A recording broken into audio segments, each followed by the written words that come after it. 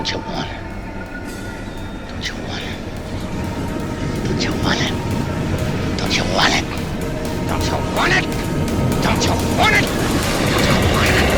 Don't you want it? You lose your little mind. 5, 10. Deadlights Pod. Welcome to the Deadlights Podcast. I'm your host, Sam Johnson. And I am Leslie, bringing you your weekly dose of horror, everybody. Everybody, welcome to it. And guess what? It is our regular season 1 finale. Yes! Woo! We made it. We made it. This is episode 35. 35. 35 episodes. Wowza. Once a week we met up and watched these movies and talked about them. And we had a lot of really cool guests along the way, too. Yeah, we did. Thank you, everybody who has come out, been our guest, watch movie with us. And for our live show, for those that came over, thank you very much. Hell yeah. It has been pretty awesome. And partly the reason that I think we started this podcast was to try to expose people that weren't typically exposed to horror and maybe show them something that they're either going to love or hate, but at least something that they've never seen before. And I feel like with a lot of our guests and a lot of people that have watched the show, that has been a lot of their experience, which is great to hear. I'm so surprised in some of our guests who shown up and liked the film when they themselves, like you mentioned, are not big fans of horror. So I like those moments where we can show something to someone who would have never given it like a chance, the movie a chance. Also, I want to thank everybody who listens and watches. Thank you so much. Thank you. Yeah. It's been, the feedback I think that we've got so far has been pretty good. Yeah. And thank you to anyone who's tuning in weekly. And we will be back for ya. For ya. And in old Deadlights fashion, we watched a movie. We watched a movie, and what movie was it? The season 1 finale movie that we watched was A History of Violence. Yeah. Directed by David Cronenberg and written by Josh Olson. A mild-mannered man becomes a local hero through an act of violence, which sets off repercussions that will shake his family to its very core. Oh, and it did. And it did. And it did. Wow. So, just before we get into this movie specifically, I think we have to talk about David Cronenberg just for a second. For a second. Or a quick second, because we've watched 3 Cronenberg movies at this point throughout season 1. We watched Shivers. Yes. Which was his very first. First movie, which is kind of interesting. And then we saw his latest movie, which was Crimes of the Future. With the same actor. With Viggo Mortensen from this year. And now we just watched The History of Violence from 2005.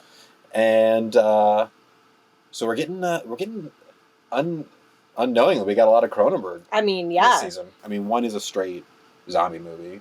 One is a like futuristic-y kind of body horror movie. This is a crime thriller. Yeah. Essentially. So we're getting a lot of different Cronenbergs. And Shivers, he didn't write it, right? He's just purely a director? I think so. That sounds right. Okay. Yeah. Okay, and he didn't write History of Violence either. No. He did write Crimes of the Future, which I felt like was the least well-written. Well, maybe Shivers, that's pretty bad. But it's hard to tell with the time. Right. It was pretty bad. But I thought this movie was the most well-written movie. Absolutely. That's why I'm trying to see, like, how... If he's just a, like, director and his creativeness is just through the camera, the lens. Or if he's writing it because... Yeah. Crimes of the Future was murky. Hard to get through. Oh, yeah. So many concepts in one pool. Yeah. Well, and it's interesting when we have movies like that where we have the same director and the same lead actor. Both those movies that we can kind of almost go side by side, like comparing the two. And this movie, to me, was so much more successful. Oh, yeah. So much more successful. I can see why it has remained to be, I mean, I don't know if cult classic is like, you know, but people talk about this movie for a lot of reasons. Mm-hmm. Mm-hmm. And what I like about this movie is it really is a simple concept. The story itself is not complicated at all. It literally is the title, The History of Violence. Yeah. And what is so good about this movie is how it's made, how the story reveals itself, and the acting. Yeah. There's just so many good opportunities for all three of those in this kind of like simple parameters that we've been set in with this movie. And also the character arcs as a family unit and as individual people in this family unit, we saw. Yep. And we saw what violence does to them for their character and the safety of the family. Yes. Yes. Every character in that family has their own individual role and talks about the ramifications of violence in a different way. We get these different lenses of how we react to violence and how it affects each person, told through in different lenses through this family, which is really nice. It's a really, I think it's a nice and simple, relatively simple way to kind of talk about something that's more complicated than that. Yeah. Which is trauma. This movie's all about trauma. Trauma. And burying your trauma and what happens. And trying to escape. And that will always catch up to you. We've seen so many times in this first season. How many times have people been trying to escape their trauma? All the time. Why are you trying to run away? Why are you trying to run away? Why are we talking about it? You had a child that was switched at the hospital. Yep. And now the child is the child of the devil. The child of the devil. You're either going to have to worship him or fucking burn him alive, or I don't know. Or stab him in a church, which doesn't do. He doesn't do. So I guess he's just going to have to worship him. Oh, gosh. Oh, man. Now would be a great opportunity to go back and watch the Omen episode that we have on this podcast. Good movie. Yes. This season finale is all about promoting our other episodes while we go through. So I mean, get ready for great marketing, you know? Marketing for us. Marketing for ourselves. We're selfish. Yeah. So, hey, let's get into it. From the top? Make it drop. That's some wet-ass pussy. And let me tell you, there's so much pussy in this film. Oh, yeah. Wow. Yeah. Early 2000s. That isn't something that we talked about within, like, the general talk about it, but it also does have this, like, sense of wrapping violence and pleasure and sex. Those two and two, you know? They come hand in hand. They come very much together in this movie in an interesting way. Yeah. Interesting way. I also think that in Hollywood always, you know, sex sells. But I feel like in the 90s and the 2000s, once things were getting a little more lax in the sexuality aspect of filmmaking, there had to be, it seems like, a woman always nude. It's more of like literally just throwing that in to like push the boundaries just to do it. And as I was getting interested in acting, that was something that my parents told me. Maybe not in the most constructive way possible, but they were like, if you want to be an actress, are you prepared to be like have a nude scene? And I was just like, no, I would not want my family to see me naked. You know, that lives on. Yeah. That's going to be in the internet. Yep. So. Interesting. Yeah. Interesting. And it's because it seemed like it was so normal for a script to have, because it's all written by men. Of course. You know? Yeah. Mr. Josh. Mr. Josh. Taking every opportunity. Throw it in there. Flash it in there. No, you're totally right, and I think that we're getting out of the 90s and into the new millennium where we're changing how we think of things and how we want to push things, but also sometimes it's just exploitive. Just for and that's what it was. Shock value. This one, it kind of made sense. We're There was following a family. There was definitely some moments.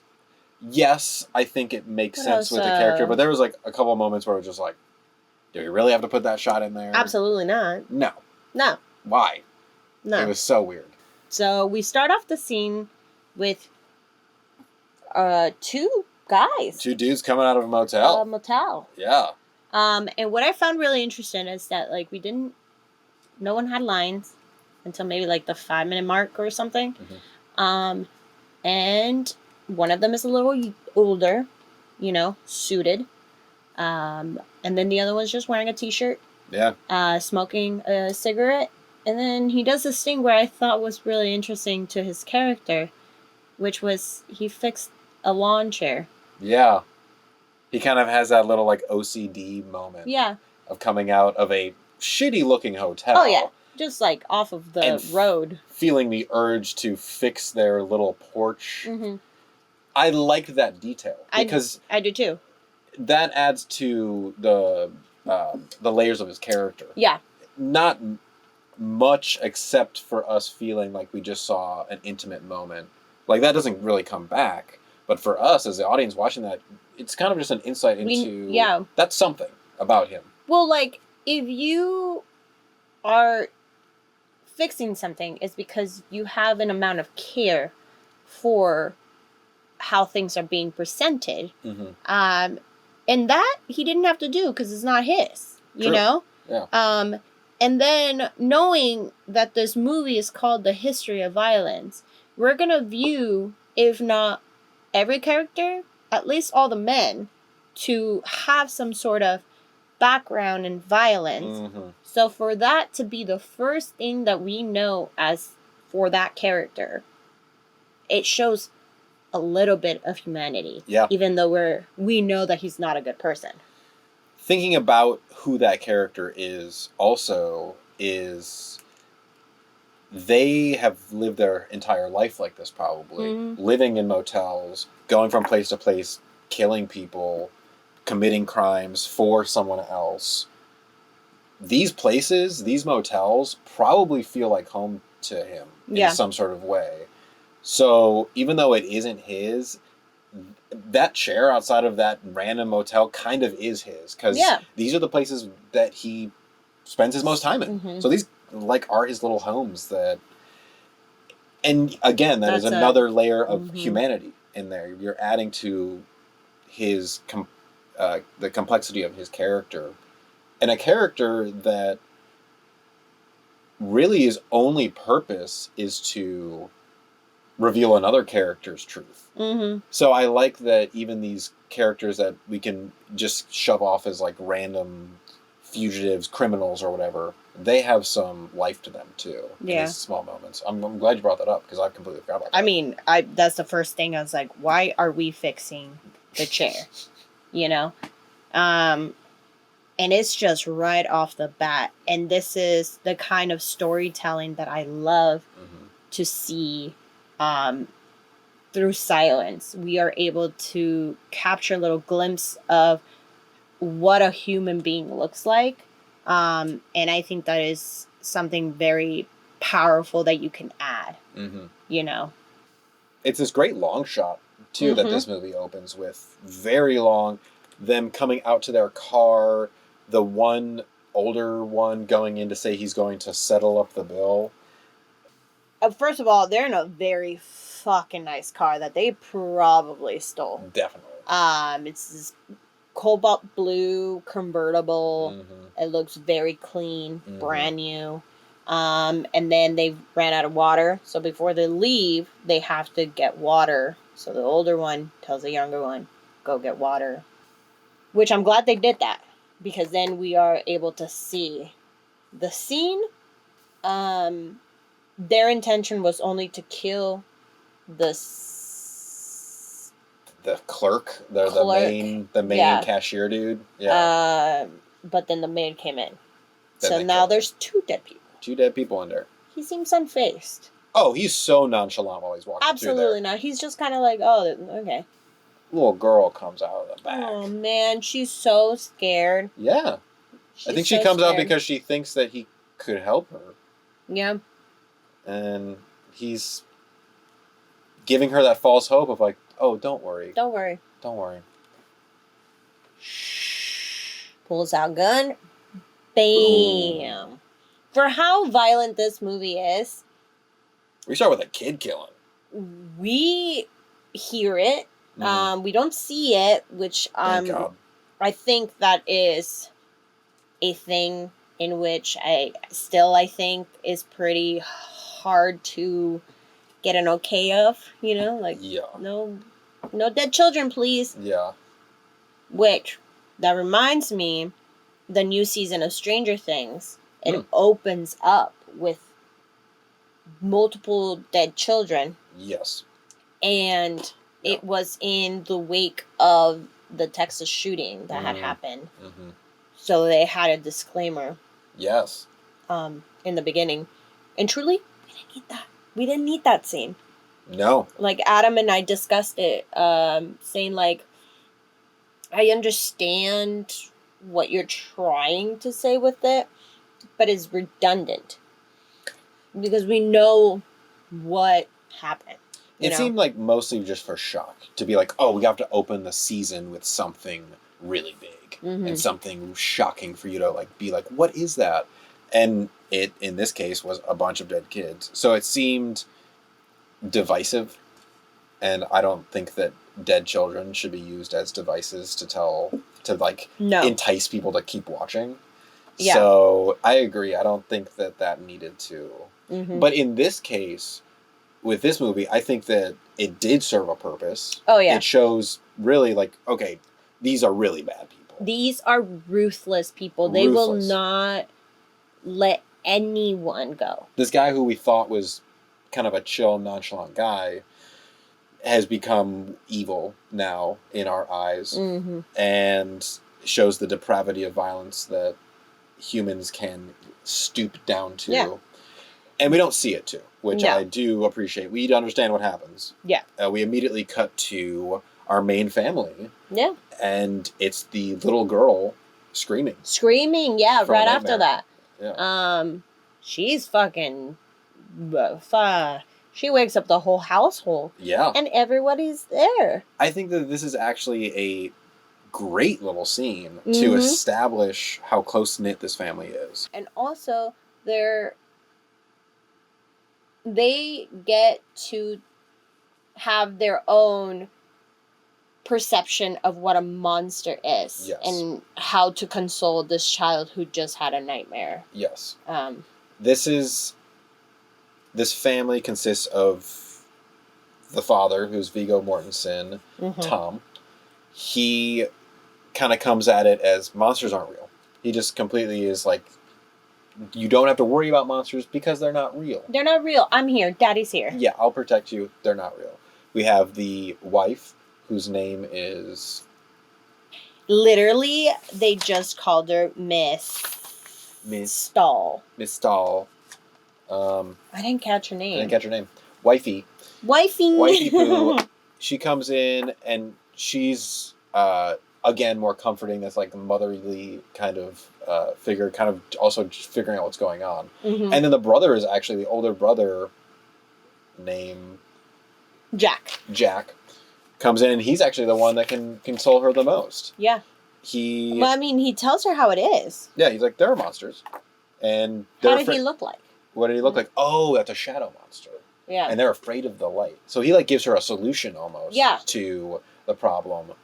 And then we have the youngest daughter, who's kind of just this picture of innocence and is ignorant to the world. Mm-hmm. And she's like 5? Yeah. You know? Yeah. Everything is just fantasies with her. So we're getting these different perspectives, like I said before, that are established immediately in this first scene. And the scene ends, it's great blocking because the scene ends with all of them hugging her, protecting her. Around each other, and we're just like, this is like the fucking best family ever. Yeah. We follow Viggo Mortensen to his job at the diner. People are like fucking, hey Tom, how's it going, Tom? Hey, what's up? He's like fucking famous in the town. The wife drives him. Yep. You know? Drops him off. They're fucking like So close. Touchy. Presumably, they've been together for as long as they've had kids. Yep. So I think the oldest one is like 15 through 17 years old. So they've been together that long. At least like 18 years, probably. Yeah. Yeah. And they're still, they are on each other like teenagers. They're very touchy in that car. They were kissing multiple times. Yeah. And, I mean, I liked it. I liked their relationship. Yeah, it was very playful. Their chemistry also, the actors' chemistry, was very intimate. I would not, be shocked if they actually got together. Vigo. Afterwards. Yeah. Or before. throughout. Yeah. Before. We got to make this genuine. Uh-huh. Yeah, and they're keeping it alive, They're keeping it alive, and we even see, like, I mean, we can talk about that scene where they kind of play out this sex fantasy. I mean, they're still even willing to, like, explore with that. She's like, I got a surprise for you. I got a surprise. I thought she was going to come out in something, like, fucking sexy. Yeah. I was, like, taking notes. Oh, here we go. I was like, all right. Opens the door. Cheerleader outfit. She had said before, we never got the chance to be teenagers. Together. So I'm going to fix that. It's a very, very Holes moment saying, I can fix that. Oh, but the way they said it was cute. This one, and then revealing that she was in a cheerleader outfit. We were like, like actual teenager. No, but like it was an actual cheerleading. It wasn't like fucking short skirt and like a top or whatever. It was like a cheerleading outfit. Yeah. And what I'm happy about is that she wasn't in pigtails or braids. She didn't go that far. No, she was still, hey, I am an adult. We are playing out a fantasy, which each to their own. It was just kind of shocking because I thought... Didn't think it was going to go that direction. No, because they had talked about, we should go to a drive-in and make out. Yeah. And they were like, there hasn't been a drive-in here in 25 years. Yeah. So, This sex scene is... I mean, they get very intimate with each other. I mean, they end up in like a 69 position, which I'm like... Which I was like, whoa! Fuck yeah. I had not seen a movie with a 69 position. I know. I was like, cool.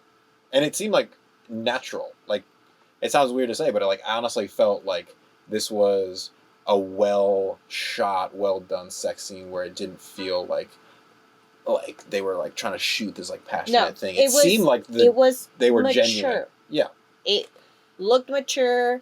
It felt mature. It felt like these people have loved each other for this amount of time. Mm-hmm. And they're, getting around to more friskier kind of things. Yeah. Like, they're in love still. And we definitely need to clock this scene because there's another sex scene coming up later in the movie that is very different than this sex scene. And I think it's interesting that like this sex scene, even though that they're like kind of playing with these like little fantasies, it's still very innocent compared to what's going to come later. Mm-hmm. I think that this sex scene does a great job of establishing the difference. The difference, and especially like where they are right now in their lives, of this kind of just like toying around with doing like these fantasy plays. It's a lot more, like we said, intimate, and it's a lot more loving. Yes. Yep. Yeah. But this is the point in the movie where things gonna get flipped upside down. If you want to take a minute, just sitting right there, I'll tell you how Viggo Mortensen killed 2 guys in his bar. Don't ever talk about my wife! So, Viggo is closing up the diner. He is. Closing time. It's closing time. 2 dudes come in, and our 2 killer dudes are looking for some money. They need money. They're tired. They're tired. Hungry. They're on the road because they're presumably escaping some other crime. and they have to be low-key. They got to be quiet. Which they're not. No. They're going about and murdering everybody in their path. Exactly. Like, their original plan seemed to be going into that diner, beating people up, robbing them, probably raping some people, and then getting out of there. Like, that wasn't going to be very quiet. No, they don't look like the type to just steal and leave. No. Multiple crimes. Everyone was going to die in that diner. In their mind. I'm pretty sure. Oh, yeah. That's what it seemed like. No witness left behind. No. I think that's their concept because of the little girl. Yeah. Yeah. They have no limit. No. So they weren't going to stop at anybody. No. And they order some coffee, and that seems to be to their detriment. Because as soon as they order coffee, Vigo is standing there with his hot coffee pot. The gun comes out, and old man's holding up Vigo while the young guy is about to do God knows what to the waitress.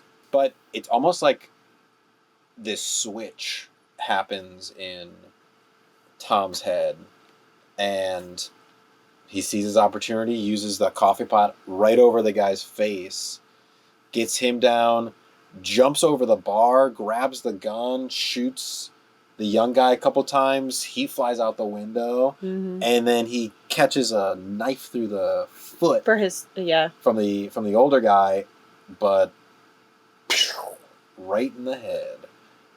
Yeah, right in the he blows his face off. He definitely looks trained. He looks like he's done this a million times. It was almost, his movements almost were like special ops.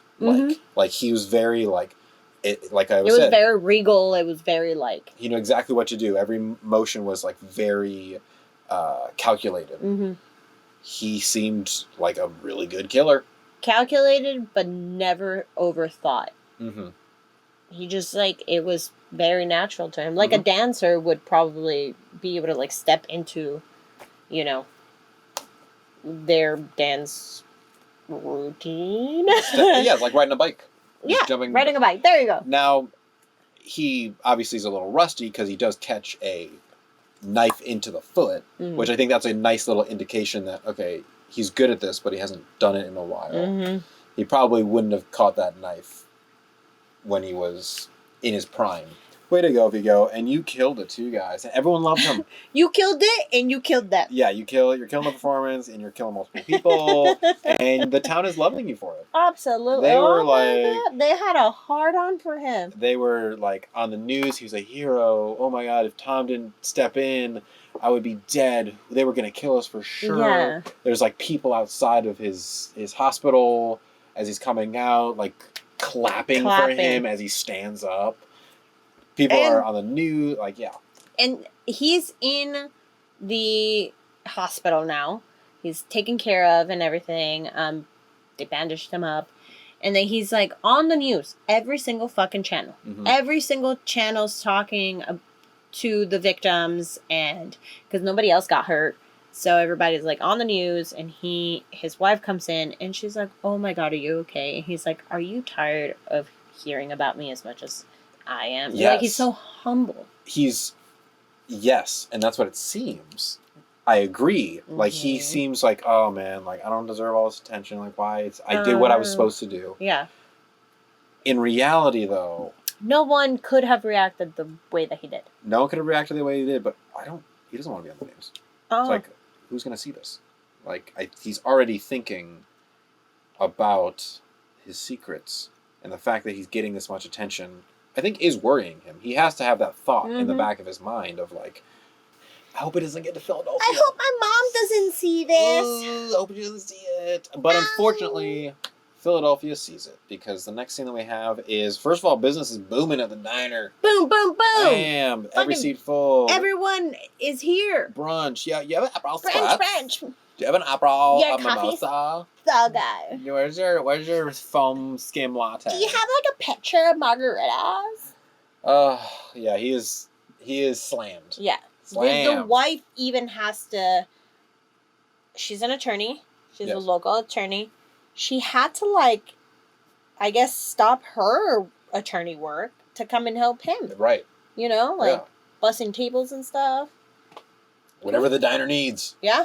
We got to keep this diner alive. And we got a couple special guests at table 1. Some guys from Philadelphia. Ed Harris is the actor that plays the... Yes. his main... Mr. Spaghetti. Mr. Spaghetti. Spaghetti. Okay. Forget about it. Forget about it. Forget about him. Mr. Forget About him. They already look like outsiders because A, they're wearing glasses. B, their clothes are dark. And they're wearing suits. They look rough around the edges too. Mr. Forget About him looks like he's from the Men in Black. Yeah. He literally is just like a black suit, black sunglasses. I was like, are we about to go alien in this movie? He's like, you didn't see anything.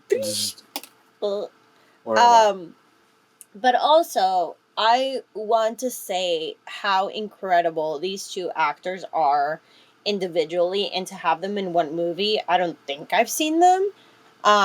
Because their types are pretty similar, mm-hmm. that to have them be, rivals in a way, mm-hmm. was pretty extraordinary because they act and look kind of similar. Mm-hmm. So that was pretty cool to... They obviously know each other. Yeah. You know? As the audience members, you're like, oh. Yeah. To see them kind of duel Mm-hmm. in these scenes was pretty good. I liked them. I liked them together too. Mm-hmm. Yeah. And this scene, he's calling him Joey. Ed Harris is calling Tom Joey. It's like, what? Who's Tom. Joey? I'm Tom. Why are you calling me Joey? Ha! Classic Joey. The wife is over there, and she's like, who the fuck? Who are you? Who are you? Hey, man, I don't know who Joey is, but you got to get out of here. So now is established the question that the audience and also the wife and son have throughout the rest of the movie.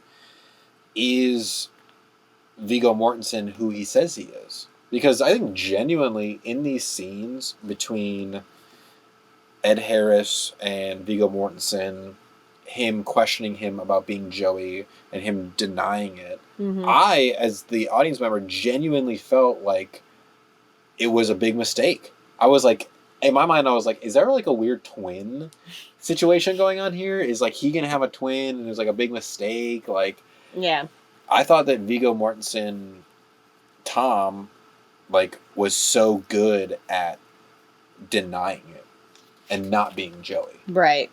I mean, he's had at least like 18 years of experience doing it, so he's probably pretty good at denying who Joey is. But to me, I felt like up until he finally said it, I was like actually pretty convinced that he was not Joey.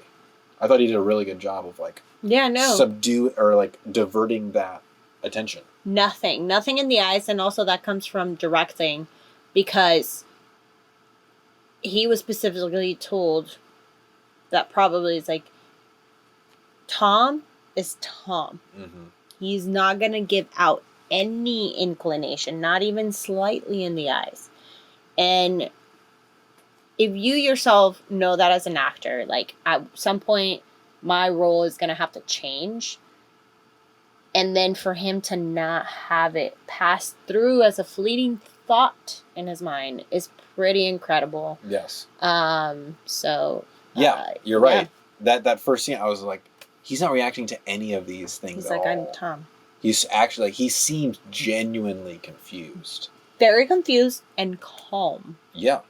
Until the very end, where his wife had to step in, and she was the aggressive one. Mm-hmm. I mean, not like, oh, I'm gonna fight you, but she was like, you're gonna have to leave. You're gonna have to go. Yeah. And then that's when he steps in, and he's like, okay, buddies, now go. Mm-hmm. Yes. I have paying customers. If you're not gonna eat, then go. Yeah. And I like how these mafioso characters that we realize they are mm-hmm. from Philadelphia, I like how they build up Viggo Mortensen and like his past, meaning Joey, because they talk about him like he is like a scary person. Like whoever Joey was seems genuinely like unhinged, and like he would do crazy shit, like gouge out someone's eye with a fucking barbed wire, or like try to kill their brother. And it almost like there's also legends of him like fucking someone on like in a bar, like in front of people. In front of people. So Joey has this insane reputation and this like insane fear among people that know him. And I love that we don't see any of that, because that makes us think, is it Joey? Is he Joey, or is he Tom? What is he talking about? What is he talking about? You know? It builds up this legend of who Joey is, and then we're thinking, oh my God, is Tom capable of doing that? Can we see this Tom character that we've come to like doing something like that? Also, this character, Mr. Forget About It, was like, oh, okay, you want a seat for a paying customer? Hands him $100 bill. And then Joey was like, Tom was like, I can't accept this. And tried even giving it back to when he was kicking them out. You know? He didn't just like take it for wasting his time, or, you know. So he still remained like his character integrity remained, and he was calm until the very end. You know?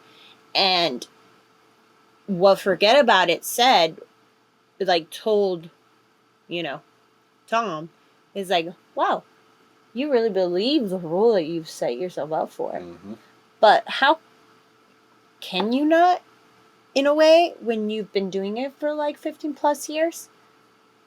He's good at it at this point. He's good at it. Yeah. He believes he is Tom Stahl because he wants to be. Yes. So bad. Or so we assume. He wants to be, but he needs to be Joey, I think, at some points. Joey needs to come back for a second. Now, Joey is being awakened again. And I think it's great. It's great now that we have this idea of Joey coming back, like this resurrection of a character who he even says is dead. Because now we also have this doubt creeping into the son and the wife, and it's going to lead them down past. Uncle and the local sheriff. And the local sheriff, too. It's these ripple effects now that we have from this act of violence that this particular person did, and their history of violence now coming back to affect everybody else. Yep. He said it. He said it. And it's not until the next scene in which he is in his restaurant, looking like he's about to open it. He's having his cup of joe, really pondering things, very worried. Yeah. And then we see the car pulled up in front of the diner. Yeah. And then he has the initial thought that the car is going to go to his house. He just immediately assumes. He's like frantically running home with his stabbed foot. Running home. Running all the way home. Running miles. Yeah. And he's calling his wife, being like, get the shotgun out. Get the shotgun. They're coming. She was still in bed. Yeah. The kids are getting ready for, school and stuff. She's in bed. It looks like it was her day off. Yeah. And then she now is like all frantically like getting the shotgun and getting ready to shoot anybody. Yeah. And he makes it back before anything happens. No. Nothing happens. Nothing happens. She's frantic with a shotgun. He is frantic too. He's exasperated. He's so out of breath. He was like, oh, false alarm. False alarm. And the son witnessed this whole thing too.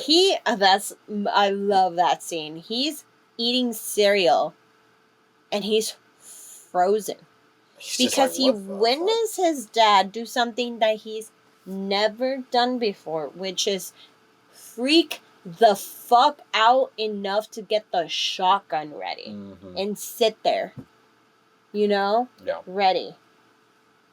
And the son asks him. I mean, I think it's a great little scene that we have next, because they've been in a family where you talk about your feelings and you ask about things. So after this whole moment where he's like, oh, it was a false alarm, don't worry, the son then comes over and is like, hey, so I noticed that you were kind of stressing out back there.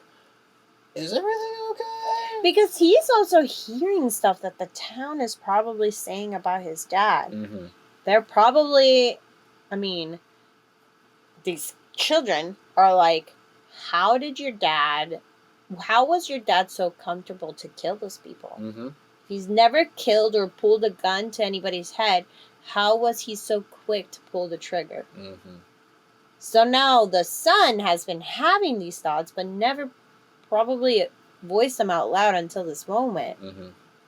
And was like, why do they think that you're someone else? Yeah. Why would they, people that they've never seen before, why are they coming after you thinking that you're somebody else? Yep. The only logical explanation is that they do think that you are who you are. Right. Wifey and daughter go shoe shopping. Mm-hmm. And daughter gets lost for a second.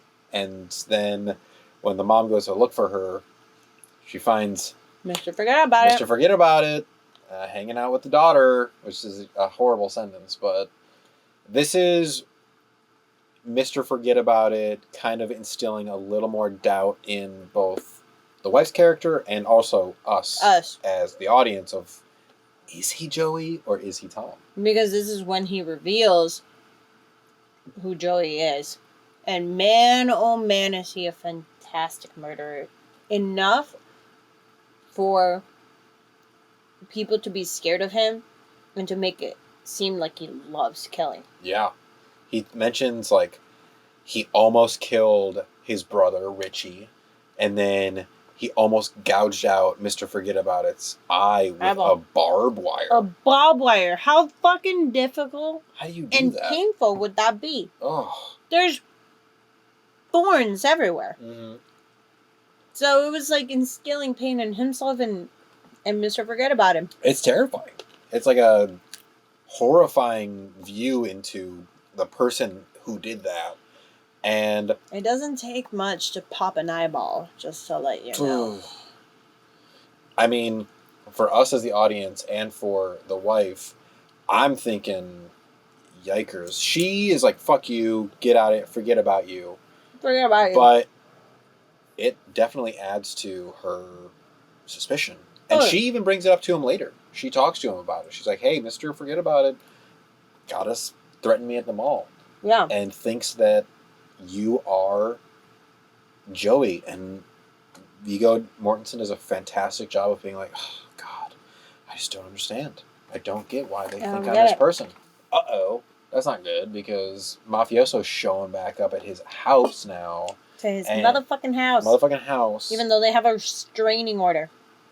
And they have his son. And it's kind of like, we'll give you your son back, and you come with us. Yeah. Because we got to go take a walk down memory lane in Philly. In Philly. I got some people. Yeah. We gotta go pay your debts that you left behind in Philly. And still, at this moment, he's not ever broken from Tom. Nope. Never broken from Tom. I'm still in this moment like, is he Tom or Joey? I don't fucking know. Well, there's only such a subtle moment in which when he sees his son, he knows what he's going to have to do. Mm-hmm. This is the only exchange that's going to happen. It's either he goes with them or he kills them. Yes.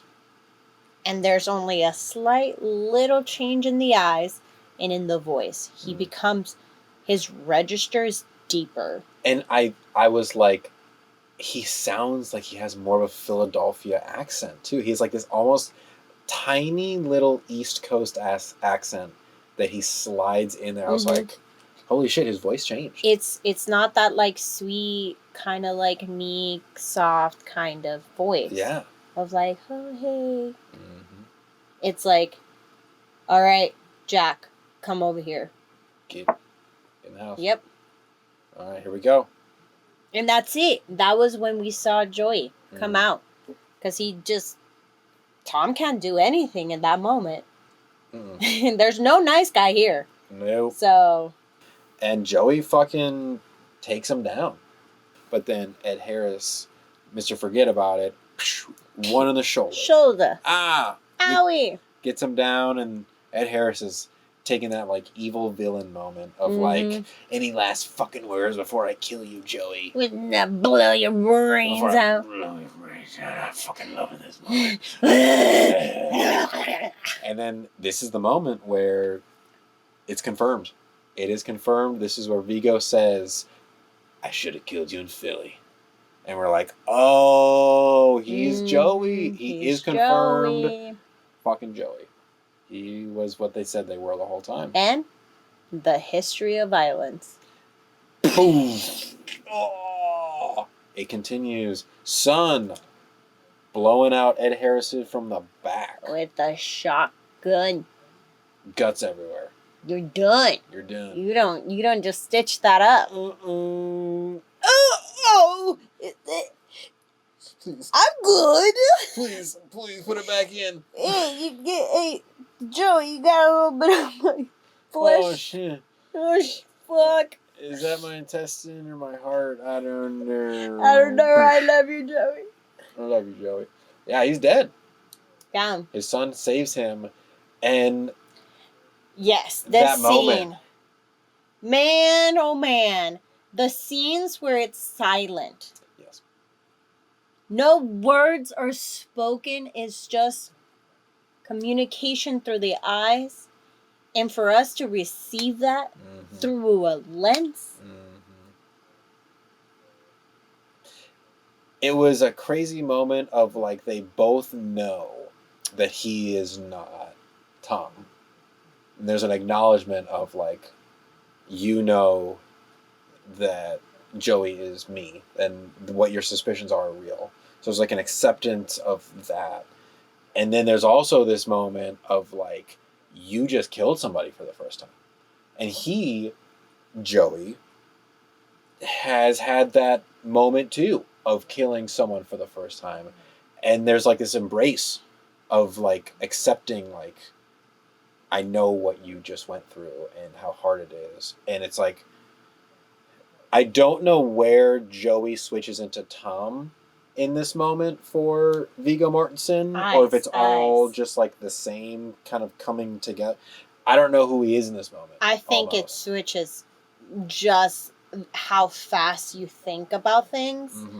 Of he looked surprised, he looked angry, he looked concerned, he looked sad, he looked upset that his son had to step into this role of having to murder someone, yet glad that he did because he is alive, also concerned of the effects of that, of what that's gonna be later on. He is feeling all this intense feelings all at once, and you can see that through the eyes, and the child is searching. He's searching for, like, are you proud of me? Are you gonna scold me? Like, are you even my father? Yeah.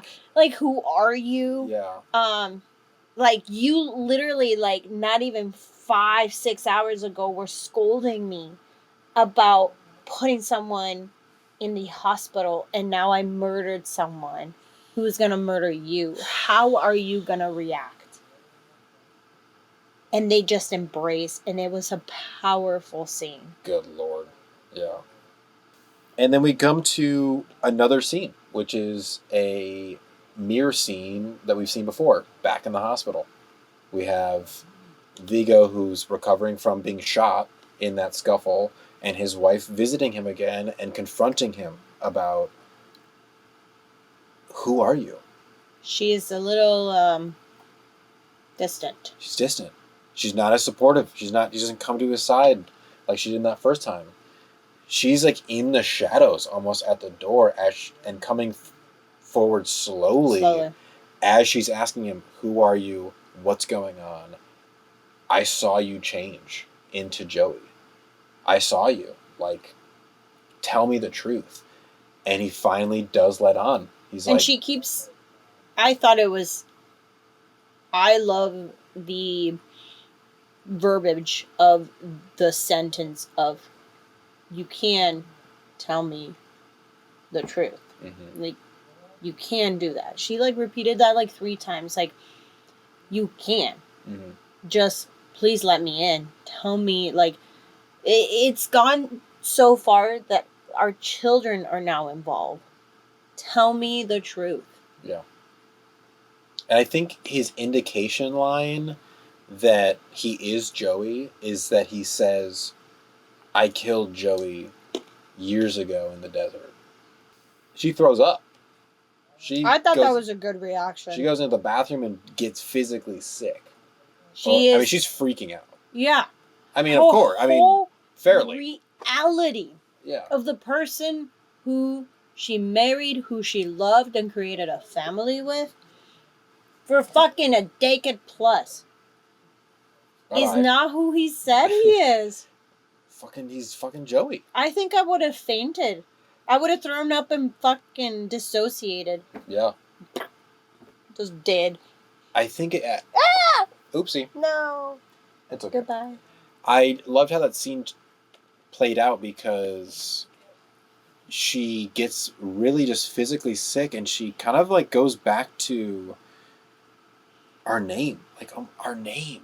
What is our name? Like, where did you even get our name from? It's empty. It is empty promises. It is not his name. Yeah. So whose name is it? What is our name? Our children's name. Our children. Are they... Because, like, a name is a legacy, you know? Like, that is why people take each other's names when they, like, marry. So you pass that down to your fucking children, your legacy. Mm-hmm. And then they're going to pass it down. Yeah. So it's like, who the fuck is Stahl? Built all on this empty promise, this meaningless promise. Now in her mind is what she's thinking. Yeah. I think for Did you murder? For him, it's like this, it's this new life, this new opportunity that he wanted to create. For her, it's this whole lie, this whole big, you weren't who you said you were at all. And she leaves the hospital like, I don't know if I can do this. She storms out. Well, and the son now knows too. And he has his own reaction to it. He's pissed too. He's upset. He's like, so what do I call you? It's like, do I call you Dad? Do I call you Joey? He doesn't know who he is. It's again this another thing of like your entire reality is uprooted when you realize that the person that you thought you knew so well had this whole different life. And he storms off too. He kind of leaves the house, it seems, for a little bit, again, being like, fuck you. I don't know if I can accept you yet. We get to this very interesting moment. Very, very... We're getting to another mirroring scene again. Yes. A couple in a row. Where the sheriff comes back. He comes back to the house and he's like, I got a problem. Like, none of this fits. None of this fits. And the wife comes in and it's this question of... Is she going to out him? Is she going to reveal him as Joey? Or is she going to support him as Tom? Again, a mirroring the very first scene where we saw this happen.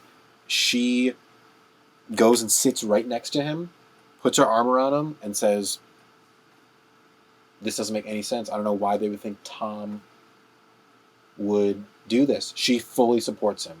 Fully supports him in a very superficial way. Mm-hmm. Again, this actress is very, very good. Both of them do a phenomenal job. She was saying it with the most deadpan fucking eyes. No emotion, no care. Mm-hmm. It just looked what you should do in a very superficial way. Yeah. Of, I'm going to put my arm around him. I'm going to say the words that I need to. And then he's not leaving, so I'm going to cry. And then that cry actually turns out to be real. Yes. The sheriff leaves because he's uncomfortable. Yeah. And he's like, okay. He apologized. He was I'm like, sorry. Yeah. Yikes. I didn't realize it's my crazy thoughts. That crazy hunch. She's like, oh, you have too much time in your hands, Sheriff. Yeah, I guess I do. Oh, God, I gotta go. Well, see ya. See you later.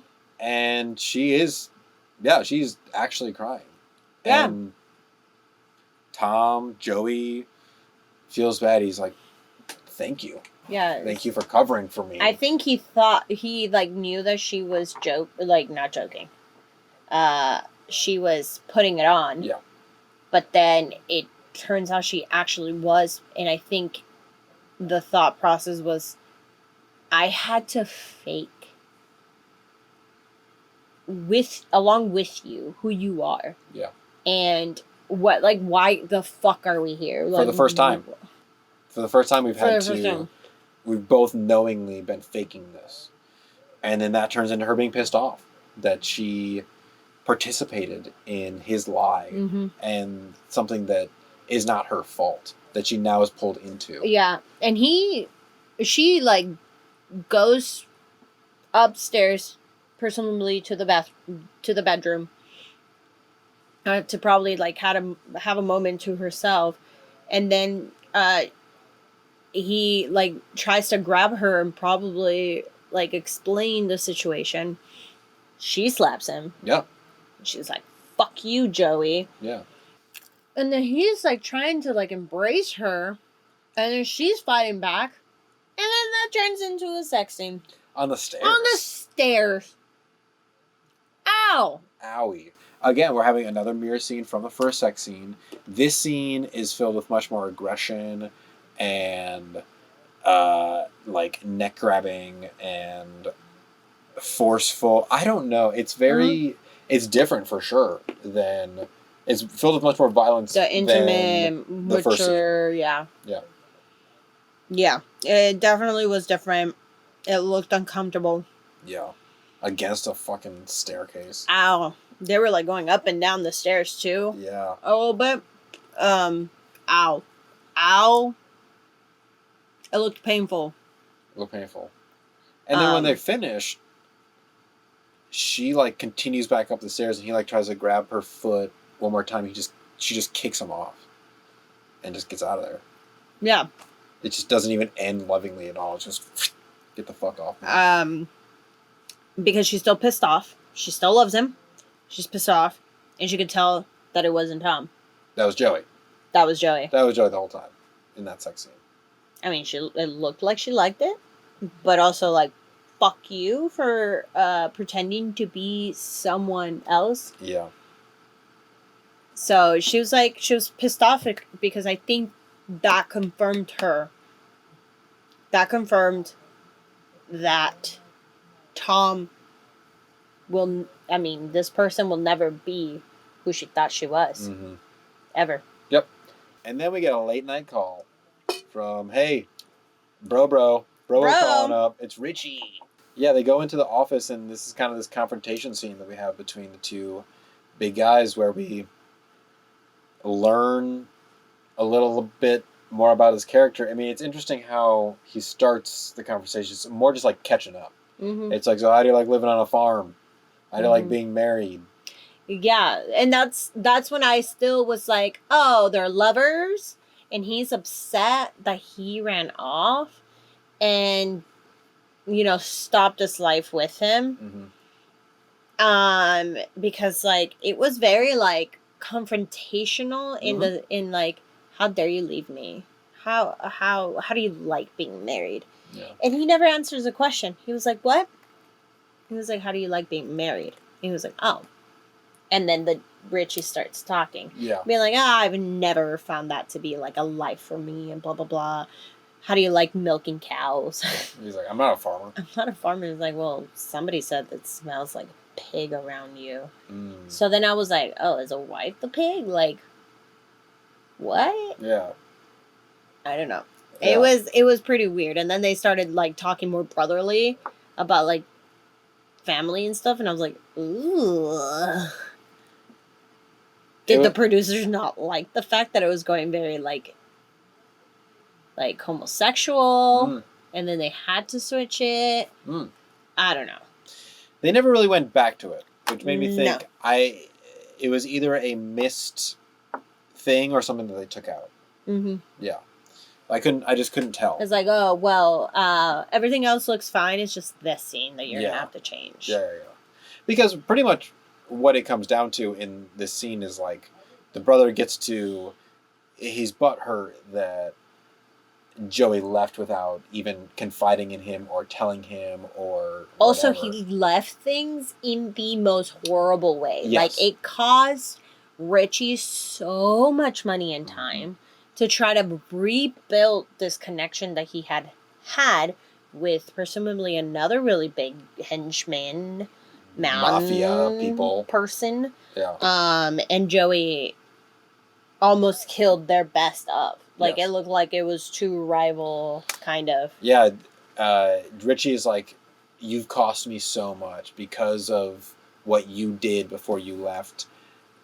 I was next in line to be the mafia boss of whatever, and now I've had to rebuild all this stuff. Like, yeah, apparently it took him as long as Joey took to make Tom and his family that much time for Richie to establish himself again. Yeah. So he had to, like, probably start from, like, square one. Yes. And he fucking hated that. He hated that he had to do it. And now he's like, well, Viggo's like, well, what can I do, you know? I'm going to have to kill you. And he's like, well, you can die. And then dumbass henchman comes up and tries to do the wire choke, but Viggo gets his hand up there real quick. He's like getting cut too. Better than her neck, though. Better than her neck. He does fucking crazy John Wick moves, gets out of there, breaks some fucking legs and throats. Nose. More noses. He shoots the two henchmen and gets out of there. He escapes. That's his best move. It's like, da, da, da. And he gets out of there. And brother is left like, fuck. Well, the brother also took one of the guy's guns and started shooting him. Terrible job. Horrible. Holy you can't shit. hit him. This is the reason why you have henchmen, because you yourself would not be able to do the job. He's like, yeah. Did it hit? Oh! Did it hit? Did I do it? Richie goes, Jesus, Joey. Yeah. And then, Richie dead. Yeah, you can see, like, because Cronenberg, amazing stuff. Loves that practical shit. Oh, yeah. And then Joey's like, Jesus, Richie. He comes home, and I think this whole drive, he's thinking about, am I going to present Joey? Am I going to try to go back to being Tom? Because it's not just the family or his lie anymore. It's the family's lie. Everybody in town knows him as Tom. So are they going to acknowledge that? You know? And play along? And everybody, again, another beautiful silent scene in which he comes home. He realizes everybody's having dinner without him. Probably the brutal, fact that they thought that he was never going to come home again. And now that he is home, they realize that he went to go do probably the final job that he came back from murdering. Yeah. And they are looking at each other. The son is looking at the mom, just kind of being like, what do we do? The mom doesn't know. She's just like praying, I guess. She's just kind of like, yeah. She's just like, fuck, like, I don't know what to do. The only one that actually does something is little Miss Innocent, little Sarah. She sets up a plate for her dad. She's this innocent, kind of naive almost, but innocent person in this whole thing that is almost the glue that keeps all these chaotic things together. Well, it's also the reason why probably the mom is contemplating on whether leaving or staying, you know? It is hard to grow up in a household where your parents are not together, especially parents who don't get along. And it isn't the kid's fault, you know? And if you decide to stay together, that could only harm more, have more damage, you know? So the fact that the little girl was like, nope, Dad, you still have a space here. Whether she knows it or not, she can fucking feel the tension. Sure. You know?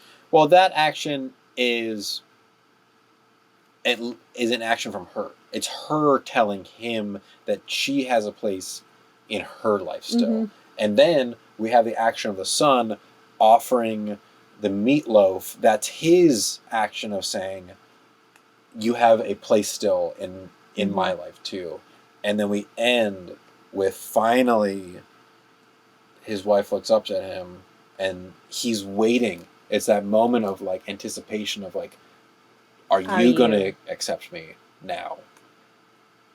And we don't see her answer. I don't think we see her answer. Wow. History of violence. History of violence. Very cool. Very cool. I read a lot. I wrote a lot of notes. A lot of freaking notes. All right, cool. Well, let's get us to some Smash Pumpkins. Smash Pumpkins. Let's do it. So, what are you thinking for this? I'm gonna give it a 4. 4. Yeah, 4 little pumpkins. I thought at times the script, at least for the teenager's sake, was written a little poorly just because I felt like they were trying to make him very teenagery. And I don't think we give a lot of credit to the youth. They're not always stupid.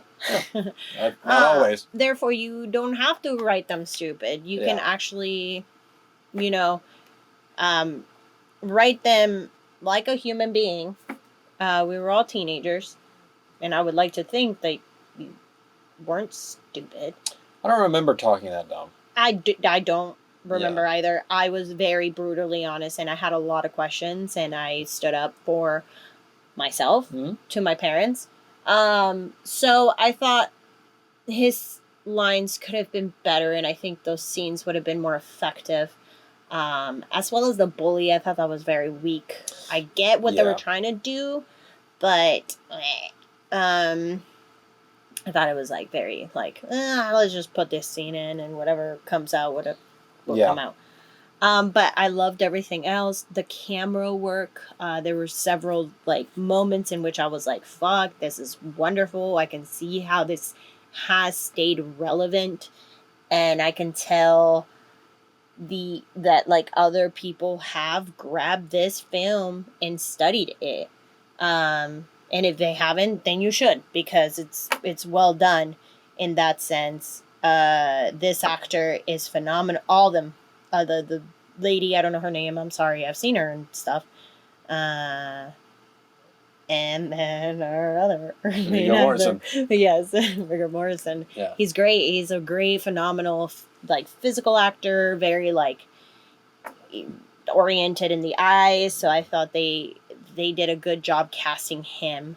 Because honestly, anybody can do that, like, rough, like, around the edges kind of guy. Yeah. But the fact that he was able to, like, flip between the two so subtly, but very, very effective, was well done. Yes.